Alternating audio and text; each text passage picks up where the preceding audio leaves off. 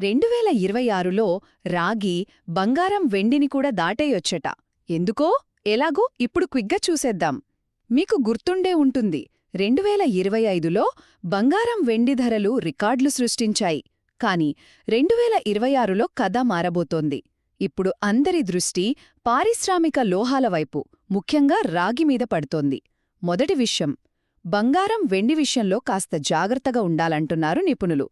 ఎందుకంటే 2025లో వచ్చిన ఆ భారీ పెరుగుదల ఇప్పుడు కొంచెం రిస్కీగా కనిపిస్తోందట. కొత్తగా ఇన్వెస్ట్ చేసేవాళ్లకు ఇది సరైన టైం కాకపోవచ్చు. ధరలు 20-35% వరకు తగ్గే అవకాశముంది. ఇక రెండో పాయింట్, మరి అందరూ ఎటు చూస్తున్నారు? రాగి వైపు. దీన్నే ఇప్పుడు కొత్త వెండి అని కూడా పిలుస్తున్నారు.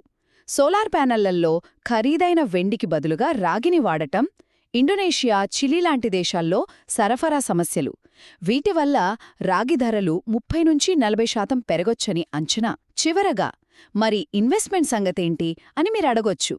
వెండిలో అయితే రేట్లు బాగా అటూ ఇటూ అవుతున్నాయి కాబట్టి ఎస్ఐపి పద్ధతిలో, అంటే నెల నెల కొంచెం కొంచెం కొనడం బెటర్. ఇక రాగి విషయానికొస్తే, మన ఇండియాలో డైరెక్ట్గా రాగి ఈటీఎఫ్లు లేవు. కాబట్టి నిఫ్టీ మెటల్ ఇండెక్స్లో ఉండే కంపెనీల షేర్లలో ఇన్వెస్ట్ చేయడం ఒక మంచి ఆప్షన్.